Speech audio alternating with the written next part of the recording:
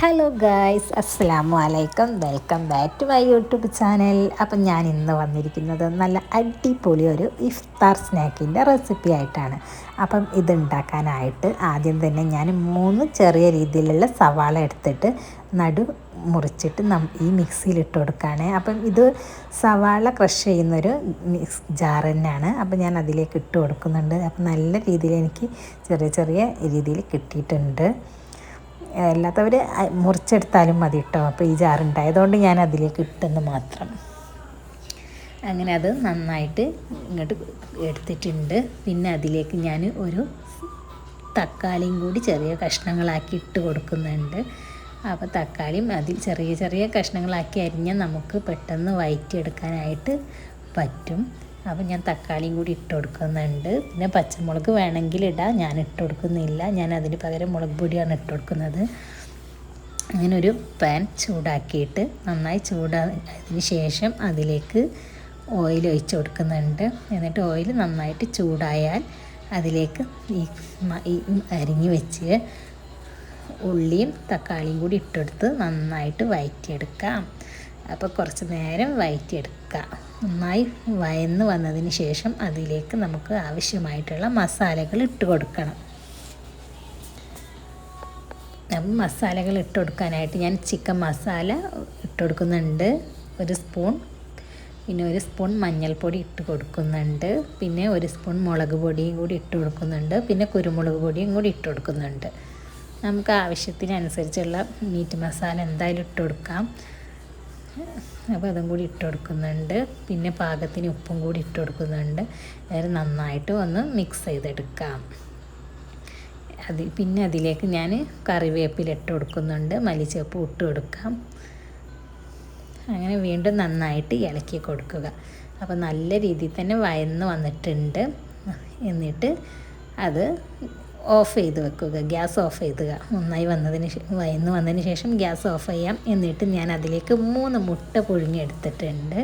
ആ മുട്ട പുഴുങ്ങിയത് നമുക്ക് ഇതേപോലെ ഒന്ന് ചെറുകിയെടുക്കാം. അപ്പോൾ അതുപോലെ എല്ലാ 3 മുട്ടയും ചെറുകിയെടുത്തതിന് ശേഷം പിന്നെ അതിലേക്ക് ആവശ്യമായിട്ടുള്ളത് ഉരുളക്കിഴങ്ങാണ്. അപ്പോൾ ഞാൻ 2 ഉരുളക്കിഴങ്ങ് കുക്കറിലിട്ട് വേവിച്ചെടുത്തതാണ്.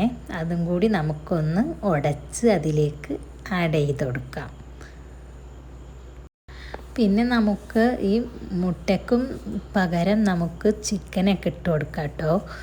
അപ്പോൾ ചിക്കൻ ഇട്ടാലും നല്ല ടേസ്റ്റ് തന്നെയാണ്. അപ്പം ഞാനിപ്പം ചിക്കൻ ഇല്ലാത്തതുകൊണ്ട് മുട്ട വെച്ചിട്ട് ചെയ്യുന്നതാണ്. ചിക്കൻ ഇട്ടിട്ട് ഞാൻ ഉണ്ടാക്കാറുണ്ട്. അപ്പം ഇന്ന് ഞാൻ മുട്ട വെച്ചിട്ട് കാണിക്കാമെന്ന് വിചാരിച്ചു. അപ്പം മുട്ട എപ്പോഴും നമ്മുടെ വീട്ടിലുണ്ടാവുന്ന ഒരു സാധനമല്ലേ. അപ്പോൾ എല്ലാവർക്കും ഉണ്ടാക്കാനായിട്ടും എളുപ്പമാണ്.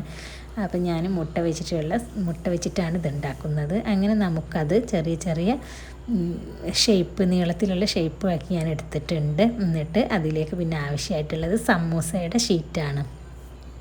അപ്പോൾ സമൂസൻ്റെ ഷീറ്റ് നീർത്തി വെച്ചിട്ട് അതിലേക്ക് ഓരോ റോൾസും വെച്ചിട്ട് ഇങ്ങനെ മടക്കിയെടുക്കാം. എന്നിട്ട് അതിൻ്റെ അറ്റം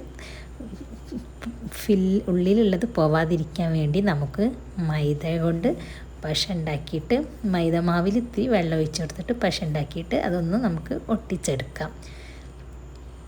അതിനുശേഷം അതിൻ്റെ 2 അറ്റവും നമുക്കൊന്ന് ആ മാവിൽ മുക്കി സേമിയ എടുക്കുന്നുണ്ട്. സേമിയ പൊടിച്ചിട്ട് നമുക്ക് 2 സൈഡും ആ സേമിയത്തിൽ പ്രസ് ചെയ്ത് കൊടുക്കാം.